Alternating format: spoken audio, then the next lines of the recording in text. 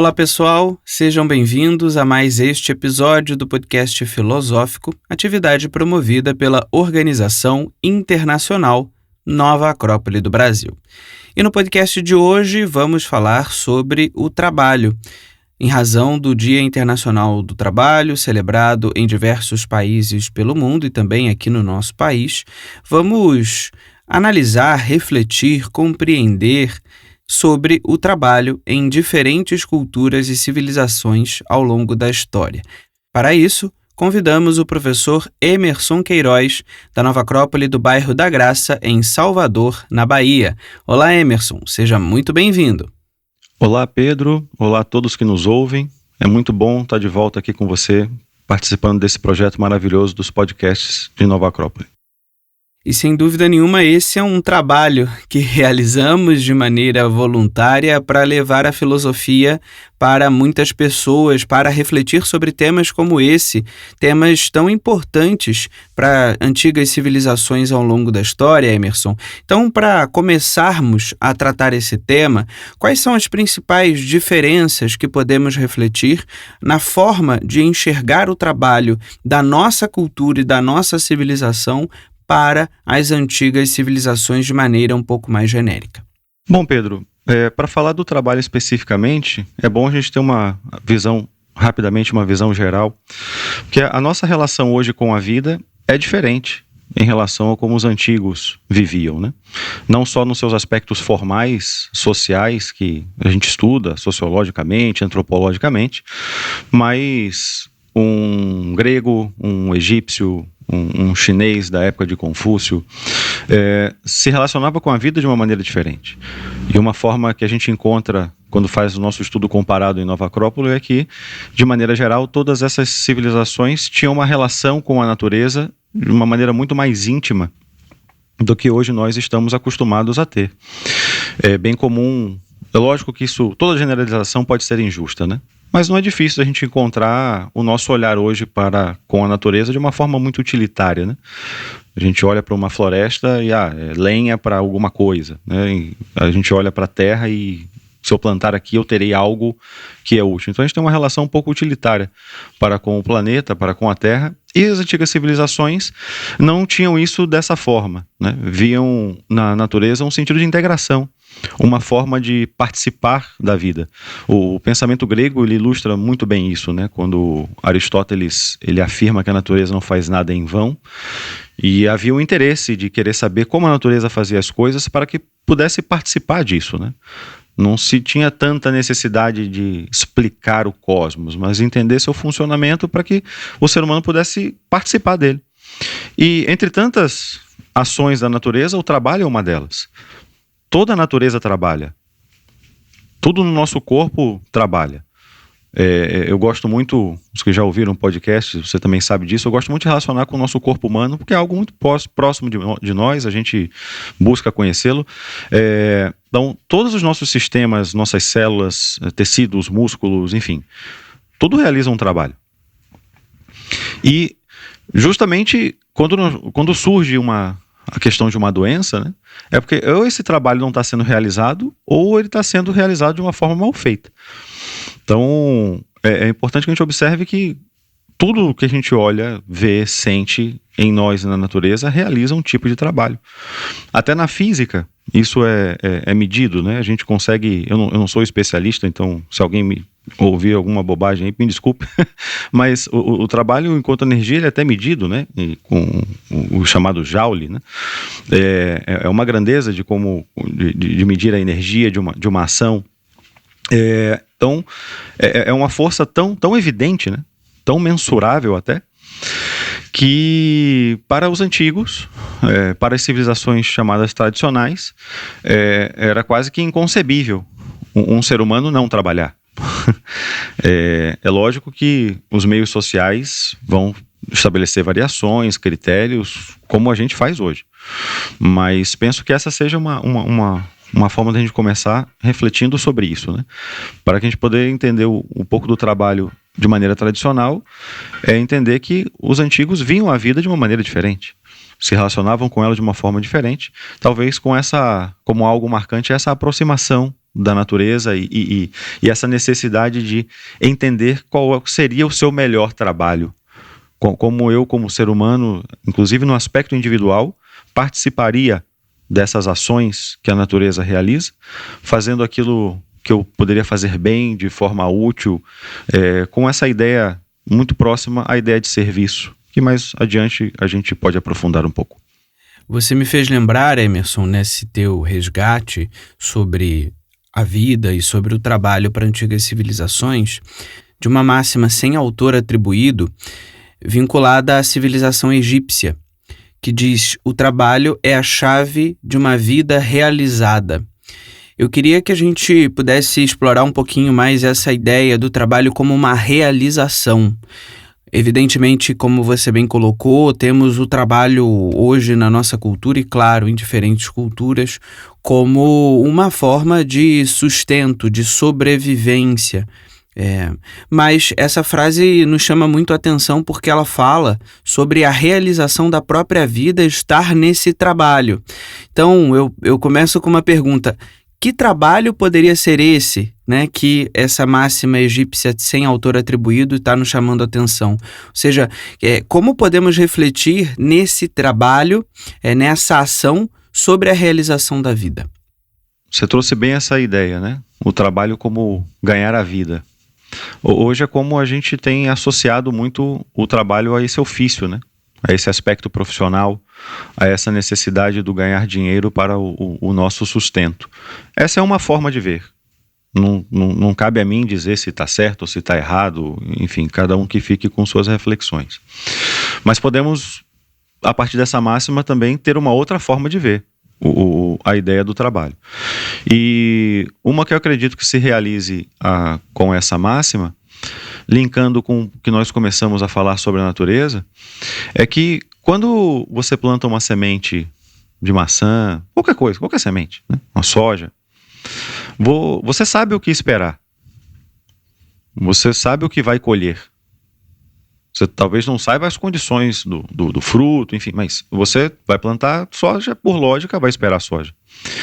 Então, de certa maneira, como o ser humano faz parte da natureza, ele está integrado a ela, nós nascemos dela, de certa forma, não seria errado refletir e pensar que a natureza espera algo de nós. Então, penso que talvez fosse assertivo, né? Partimos dessa perspectiva de que muitos filósofos apontaram o que o ser humano tem a realizar, mas penso que essa ideia do autoconhecimento, essa ideia da construção de si próprio, dessa capacidade de alcançar a nossa própria identidade como indivíduos, essa máxima esteja relacionada. Seja um trabalho que, por exemplo, caberia a todos, independente do ofício ou da profissão que a gente pudesse realizar, né? É algo que chegaria, inclusive, antes, e por que não, simultaneamente, as ações que a gente realiza do ponto de vista hoje do trabalho como profissional. Tem uma máxima que eu vou somar a essa sua, de um filósofo mais perto da gente, que é de Kant, que ele coloca que a missão suprema do ser humano é saber o que ele precisa para ser humano. Então olha que coisa interessante, né? Como se aproxima das ideias dos egípcios, né? Porque a gente pode realizar qualquer tipo de ofício, mas por que não aproveitar esse ofício de modo que ele também seja uma maneira da gente aprender um pouco mais sobre nós mesmos? E todas as provas, dificuldades, problemas, cada um chame também como queira, sirva de certa maneira como um ponto de virada para que a gente possa entender um pouco mais sobre nós. Quais são as debilidades que estão nos pegando naquele ponto? Quais são as forças que nós podemos contar para superar essas dificuldades adiante? Então, penso que esse tipo de trabalho seja algo que pode ser universalizado. Kant gostava muito dessa ideia dos universais, né? Os egípcios também, quando pensam essa máxima e trazem a sua forma de vida, buscavam viver de acordo às leis universais da natureza. Então acredito que essa seja uma boa relação para a gente poder trazer, que é podermos desenvolver esse trabalho de construção de si próprio, que é uma das ideias, inclusive, do próprio sentido do trabalho, né? A definição, vamos dizer assim, tradicional, clássica, que a gente encontra em muitas culturas é o trabalho como a construção daquilo que é útil, e de uma forma muito bem feita. O que poderia ser mais útil a um ser humano do que conhecer-se, construir-se, desenvolver-se, para poder se posicionar, né? E isso se torna útil não só para o indivíduo, enquanto no seu processo de conhecimento, mas para todo um aspecto social. Vamos lembrar de Sócrates, que questionava, inclusive foi condenado por isso, né, mas questionava como que na Ágora vamos debater aquilo que é bom para o ser humano se eu não sei o que é o ser humano? Se eu não tenho isso claro, né? Isso é algo que, de fato, a gente pode afirmar hoje que não sabemos. Podemos dar muitas respostas, né? Um animal racional, uma consciência em desenvolvimento, uma criação divina, mas qual delas, né, atende de forma completa, eu não sei. Acho que a gente pode escolher uma, mas sempre ficará, né, com a ideia de que falta algo, e talvez se juntássemos todas aí, poderíamos nos aproximar mais dessa ideia. Então, o trabalho, ele pode sim ser uma via, por exemplo, de autoconhecimento, de construção, no seu sentido externo, de um ofício que eu sirvo ao social, que me permita o ganhar a vida, como você trouxe, o sustento, e ao mesmo tempo me permita o conhecimento, a minha construção, o entendimento daquilo que eu sou e daquilo que eu faço. Não à toa os antigos gregos traziam uma máxima que ficava na porta do templo de Delfos, que é: ser humano, conheça-te a ti mesmo. E nesse sentido do conheça-te a ti mesmo, a máxima completava que assim conhecerás o universo, Deus, os deuses e todas as coisas.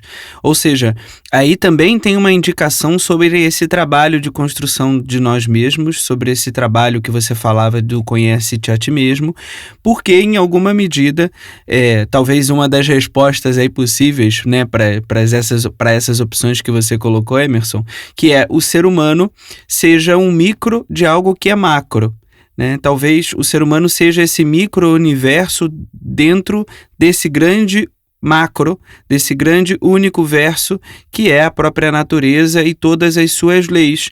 Portanto, esse trabalho, esse exercício de construção diante de nós mesmos, talvez cabesse reconhecer também sobre as leis da natureza, para que possamos compreender as nossas próprias leis, o nosso próprio funcionamento, portanto, o nosso próprio trabalho de construção diante de nós mesmos. E para isso, não podemos esquecer também, dentro dessa civilização grega, de um mito, que até o nome desse mito é Hércules e seus 12 trabalhos. Então, Emerson, gostaria que a gente falasse um pouquinho sobre esse trabalho, né, esse trabalho tão importante desde o ponto de vista da filosofia, que sim vai nos apresentar perguntas, mas também vai nos apresentar respostas sobre nós mesmos, o trabalho de construção do ser humano sobre ele mesmo. Oh, maravilha. Lógico que eu não vou contar o mito todo aqui, até porque ele é muito grande, e ainda assim podem ter algumas versões, né? Algumas traduções, mas em síntese, né? Hércules foi filho de Zeus e da mortal Alquimena. O que trata em síntese o mito? Né? Que ele alcança a imortalidade através do seu cumprimento desses 12 trabalhos, e trabalhos, vamos combinar entre nós aqui, que eram bem exigentes, né? Enfim, matou, capturou monstros, roubou o cinturão da Hipólita, que era a rainha das Amazonas, né?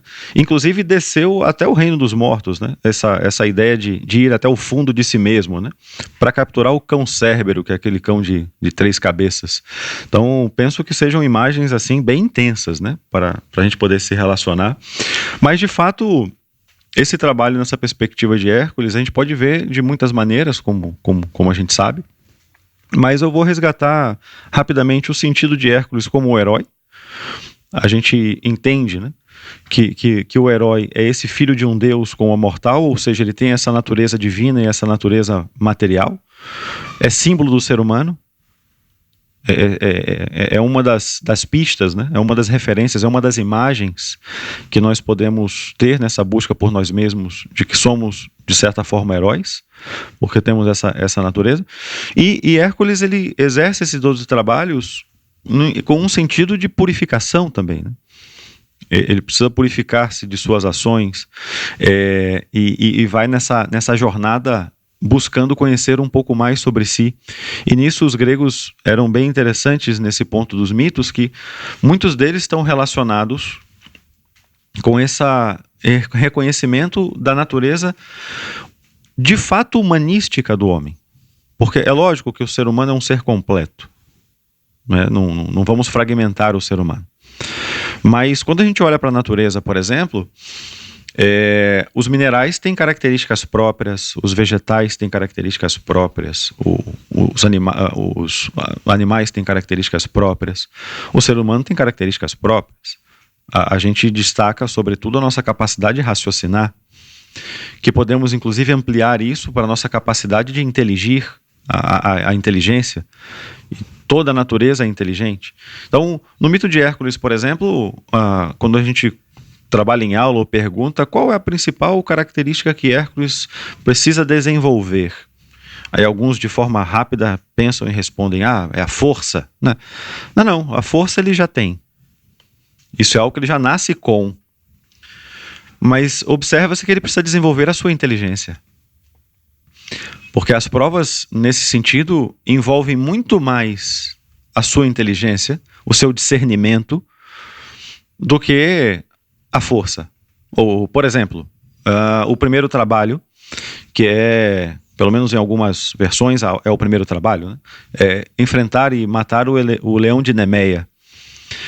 Bom, é um leão que não pode ser morto, não pode ser ferido por nenhuma arma conhecida. Bom, minimamente temos que parar para refletir, né? Como que eu vou matar aquilo que não pode ser morto, né? E depois de tanto embate e tanta luta, e é lógico que ele não para refletir sentado, né? Ele vai aprendendo isso enquanto trabalha. Isso é interessante, porque ele vai lutar, ele vai na experiência, né? Não tem aquela coisa daquela imagem do pensador lá sentado se consolando. Não, ele está lutando, enfrentando, e aí entende que, bom, a única força talvez capaz de vencer o próprio leão é ele próprio. E é onde ele o domina, né? E se diz que ele corta lá o pescoço com suas garras, a garra do leão, aquela coisa toda. E o que representa esse leão, né? É uma força da natureza humana, mas que é muito instintiva, o nosso aspecto biológico, nossos desejos, né? Que são muito fortes. Todo mundo sabe que diante de um desejo tem alguns, inclusive, que se convertem até em vícios. Então é uma coisa difícil de você enfrentar diretamente. Mas quando ele entende isso, ele aprende a dominar e a educar e a conter, né? A dar a vazão certa para essas forças. E depois, inclusive, ele se veste com a própria capa do leão. Tem algumas imagens, se alguns quiserem procurar na internet, vão ver que o Hércules ele se apresenta vestido, né? com a capa do leão. O que representa esse instinto dominado, né? Essa força bruta dominada a serviço da inteligência. E isso o auxilia no processo de desenvolvimento de outros trabalhos. Então, é bem interessante. Quando tem que limpar lá os estábulos do rei Augeas, que tem lá não sei quantos anos, acho que quase 30 anos de esterco, aquela coisa toda, gases tóxicos, quem chegava perto para fazer esse trabalho morria. Então, a força de Hércules, mais uma vez, não é suficiente, por mais que ela seja uma característica marcante. Mas ele vai observar, então, que existem rios ali perto, e uma vez que ele entende que ele pode mudar o curso dos rios, esses rios vão lavar esses estábulos para ele. Aí a força tem um sentido, né? Aí essa energia empregada ela é aplicada de forma inteligente. Isso tem tudo a ver com o nosso trabalho, né? Como aprendermos a trabalhar de forma mais eficaz e de forma mais inteligente. Para poder aproveitar essa energia, até que eu falava, né? Uma das definições aqui, volto a frisar, não sou especialista, mas é interessante, de que o trabalho, ele pode ser medido, né? Uma força, e é um esforço realizado para uma força deslocar o corpo entre diferentes pontos, né? Isso é medido na física. Então, aprender a medir essa energia de forma inteligente, só que isso não pode ficar só na física no sentido material, isso é na física externa e é na física no ser humano. Então, Hércules em cada um desses trabalhos vai aprendendo a medir esse esforço, vai aprendendo a fazer as coisas, vai aprendendo a enfrentar cada situação, né? Que cada uma tem um mistério, cada prova dessa tem um mistério, tem uma maneira de fazer. Não dá para simplesmente cortar a cabeça da hidra, porque nascem duas. E aí vamos cortando e vão nascer muitas. Eu preciso cortar e cauterizar. Então, esse é todo um aprendizado de construção de si próprio, e é um ofício que se gera fora. Ficamos livres dos leões de Nemeia, ficamos livres da hidra, os estábulos estavam limpos. Então vê que esse trabalho de construção desse indivíduo, ele melhora o ambiente que ele está. E não vejo por que não ser muito diferente de fazer isso num atendimento, numa farmácia, na enfermagem em um hospital, na colocação de uma antena de TV. É a mesma coisa? Quando aproveitamos esse momento para, nesse ofício, nesse trabalho, nessa profissão, também colocarmos o melhor de nós. Nova Acrópole entende que os seres humanos, a mudança que a gente quer no mundo começa pelos seres humanos. E às vezes pode parecer um pouco estranho ou assustador a gente pensar, nossa, mas tem tantos problemas no mundo, né? E essa mudança parece que está longe. Certo, mas cada um de nós pode ser um agente dessa transformação, na justa medida em que se transforma. Então, se para um indivíduo, num primeiro instante, pensar que mudar o mundo inteiro é um pouco complicado, mas eu posso garantir no meu ofício, no meu trabalho sobre mim e o que eu entrego à sociedade, que aqueles que passem pelas minhas mãos, aqueles que passem pela minha frente, recebam o melhor do que eu tenho desenvolvido. E se somamos esforços nessa direção, eu não tenho dúvida que melhoraremos muito a nossa própria vida e a vida dos demais. E quem sabe, na soma histórica desse trabalho ao longo do tempo, a gente consiga realizar e ver a transformação que tanto esperamos no mundo a partir de um trabalho. Que é um trabalho hercúleo, né?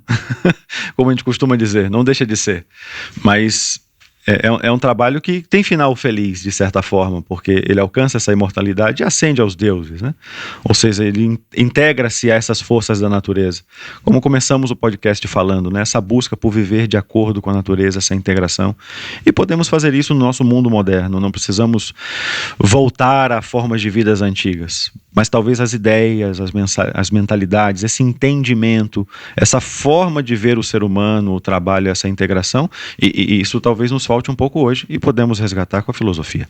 E cada prova que Hércules passa é também um símbolo, como você bem colocou, um grande mistério sobre esse mundo, esse mundos, né, que os gregos chamavam, esse mundo interno do próprio Hércules, do próprio ser humano, do próprio herói, de cada um de nós no nosso cotidiano, que vai enfrentar os seus grandes leões do cotidiano, né, as suas grandes provas do cotidiano para realizar esse grande trabalho de ser humano. Portanto, Emerson, gostaria de pedir para encerrarmos o nosso podcast um resumo, né, de relacionar, como você bem colocou, esse trabalho que para algumas civilizações é a chave da própria vida, da própria ação no mundo, uma ação externa e interna, e como podemos refletir sobre esse trabalho no nosso momento histórico. Bom, eu vou trazer então algumas reflexões da professora Adélia, né? Nossa diretora internacional honorífica, com a qual nós temos muito carinho e deixa muitas obras interessantes. Uma delas tem o próprio título do Herói Cotidiano, que tem a ver, é uma síntese, né, de Hércules e nós, né, no nosso mundo contemporâneo. E a outra numa obra Filosofia para Viver, que é bem interessante, que traz o seguinte, né? Aquele que trabalha desenvolve e aumenta suas aptidões. O trabalho nos ajuda a descobrir vocações ocultas e a obter realizações insuspeitadas. Fortalece nossa vontade e nossa inteligência. Ensina-nos a amar. Penso que seja uma forma muito bonita da gente pensar nesse dia do trabalho, né? Ou seja quando for ouvido esse podcast, de como a gente está realizando o nosso trabalho, né? Será que quando partimos para a ação, a gente tem em mente que estamos ali fortalecendo nossa vontade, nossa inteligência? Da mesma forma que Hércules tem que pensar sobre como limpar o estábulo, às vezes temos uma reunião difícil, temos que encarar um chefe com uma personalidade não muito acessível. Bom, e temos que pensar e inteligir como faremos isso da melhor forma. É muito simples reagirmos a isso de qualquer maneira, né? permitir que nossos instintos se aflorem, mas podemos lembrar que somos seres humanos e temos a nossa maneira de fazer as coisas. A violência, a agressão, a reação, isso faz parte do nosso mundo, faz parte inclusive da natureza. Mas deveria ser menos significativo no ponto de vista humano, que tem outros recursos, como a própria inteligência, como a própria vontade. Então, essa busca pelo trabalho, pela realização de uma vocação, isso faz com que a gente olhe o nosso mundo de uma outra maneira. Ele pode ser visto, sim, de forma um pouco mais encantada. Eu não preciso acordar de manhã com o peso das obrigações pelas costas. Eu posso acordar pela manhã e me inspirar, por exemplo, em um pensamento de Marco Aurélio, que ele diz, bom, ninguém tem culpa dos nossos problemas, né? Porque não podemos culpar ninguém da nossa própria ineficácia. É bem forte essa forma de pensar. Se até mesmo o menor dos animais é capaz de cumprir com o próprio dever, como não haveria o homem também de fazê-lo? O homem, obviamente, como ser humano, para que fique claro. Então, até a menor das criaturas realiza um trabalho. E, sem dúvida, se esforça para fazer um trabalho eficaz. Só a gente olhar aí as memórias recentes da pandemia, o vírus fez o seu trabalho de forma muito eficaz. E nós, como seres humanos, lutamos contra ele também, buscando a nossa eficácia para equilibrar as forças. Então, se até essa menor das criaturas, não sei se o vírus é criatura ou não, uns dizem que está vivo, outros não está, tem polêmicas aí, mas dá para entender, como algo pequeno, realiza e cumpre com o seu papel na natureza. Bom, nós seres humanos, que como você bem disse em um determinado momento, aí é uma síntese do cosmos. Temos um trabalho para realizar, né? Mesmo que isso às vezes signifique navegar contra a corrente. Mesmo que para isso a gente tenha que, por exemplo, estar diante de seres humanos que violam a justiça. Mas nós podemos fazer valer a justiça.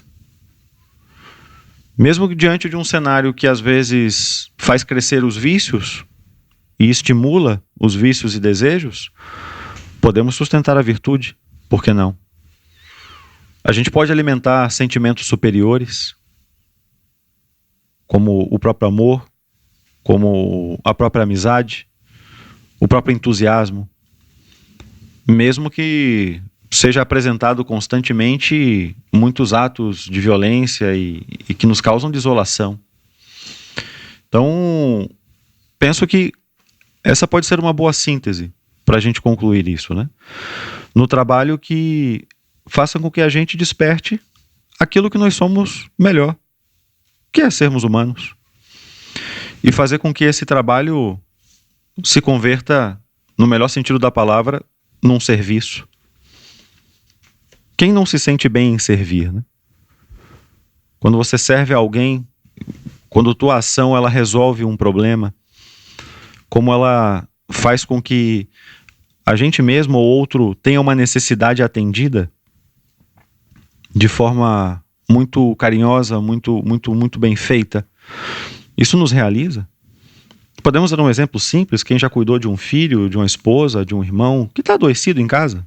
Não precisa nem ser nada algo grave, mas simplesmente às vezes a pessoa está sem apetite, mas você vai lá e faz uma sopinha e entrega essa sopa, e essa sopa dá uma injeção de ânimo. Parece que convida todo o corpo ali a trabalhar para lutar contra aquele vírus lá, gripe, ou seja lá o que for. E isso é uma força que vem desse sujeito que está entregando, que se soma ao sujeito que está recebendo e juntos realizam um trabalho. Isso é como pode ser visto o serviço, o ato de servir. Às vezes o servir no serviço militar, a gente pensa às vezes muito exagerado, né? Não, o simples ato de levar água a quem tem sede é um serviço. E é um serviço útil, bem feito, que nos realiza. É um trabalho, muitas vezes, digno. E não precisa estar relacionado a necessariamente nada profissional. E lógico, Pedro, se você me permite para, de fato, não deixar de pontuar, que é todo o trabalho que Nova Acrópole realiza, que é o trabalho voluntário. Talvez o maior de todos os trabalhos que um ser humano possa realizar, que é aquele que é feito com sua vontade. Lembrando, obviamente, que vontade não é algo que dá e passa. Vontade é uma força da natureza, como diz Einstein, é superior ao vapor, à energia atômica, porque é a força que coloca o universo em marcha. Não vamos confundir vontade com desejo. Isso é tema para outro podcast, mas é só para que possamos entender que é a vontade que faz, por exemplo, uma pequena fonte de água se tornar um rio caudaloso mais adiante. É a que faz com que uma semente realize aquilo que ela tem que realizar. A gente cria lá todas as condições, adubo, sol, umidade e tal, mas o ser humano ele pode interferir nas condições. Mas nós não temos poder de fazer aquela semente brotar, percebe? É importante entender isso, isso é vontade. Então, essa força que a gente traz para nós, realizar um trabalho com essa vontade. Como podemos nos aproximar disso? Bom, é uma força até um pouco incompreensível em alguns casos, porque é muito grande. Mas podemos olhar para tudo que nós fazemos e nos perguntarmos, será que se eu não tivesse retorno, se não fosse por uma obrigação, se não fosse por uma condição financeira, se não fosse porque me é agradável, eu continuaria realizando esse trabalho? Talvez se pudéssemos responder que sim, a gente poderia estar diante de algo que nós fazemos com vontade. E esse é o verdadeiro sentido do voluntariado. Não é fazer quando quer ou quando sobra tempo. Como a vontade se expressa na natureza? Sempre. Então esse serviço, esse ato voluntarioso, mesmo até que tenhamos um retorno imediato sobre algo, não há problema. Porque não tem nenhum problema ter retorno pelas nossas boas ações. Mas só podemos... Quem pode dizer se isso é feito de forma voluntária? Somos nós. Porque podemos medir o quanto de energia a gente está depositando nisso. Isso é algo que também pode ser aprendido. E é algo que a gente tem ensinado e visto em nossas escolas e estamos aprendendo a fazer também, né? Não é que já dominamos isso. Mas temos uma certa experiência. E esse é um trabalho que é enobrecedor. Que é quando o ser humano atua, vamos assim dizer, livre de esquemas, de dependências. Não, estou fazendo isso porque me realiza, porque me entendo, porque reconheço esse potencial. Então, por que não somar também a essas reflexões, essa necessidade de nos aprofundarmos e entendermos o verdadeiro sentido de um trabalho voluntário feito com vontade. Nos aproximarmos dessa força da natureza que está em tudo e... Como diz Marco Aurélio, não podemos ser nós, seres humanos, seres inteligentes, com tantas capacidades que vamos nos afastar disso. Muito pelo contrário, temos autonomia, temos razão, como diria Kant, para entender essas leis, para entender essas forças, e que elas não fiquem só numa equação aplicada a uma construção de uma casa ou a um vestibular. Que essa força de trabalho, essa energia, ela fique no nosso dia a dia. Que a gente possa medir esse investimento de força para a nossa construção e que a gente se realize através do trabalho. Acho que é isso que podemos desejar a todos que estejam ouvindo esse podcast nesse momento. E que esse podcast possa ser também, Emerson, um grande exercício de primeiras reflexões, já que fizemos aproximações ao tema, trouxemos algumas possibilidades de reflexão, mas claro, é um tema muito amplo, com uma profundidade muito grande, e esse podcast não teve o objetivo de encerrá-lo, até porque o ser humano é esse micro-universo, e à medida que a gente trabalha para construirmos-nos, evidentemente que a gente vai encontrar muita coisa nesse grande trabalho da construção de si mesmo. Emerson, quero te agradecer pela presença aqui em nosso podcast. Muito obrigado e até a próxima. Muito obrigado, Pedro. Muito obrigado a todos e até o nosso próximo encontro. Até a próxima, Emerson. E claro, para aqueles que quiserem conhecer a filosofia como a arte de viver, basta acessar o nosso site, o nova-acrópole.org.br. Por lá você ouve esse e outros episódios do nosso podcast filosófico. Até a próxima, pessoal!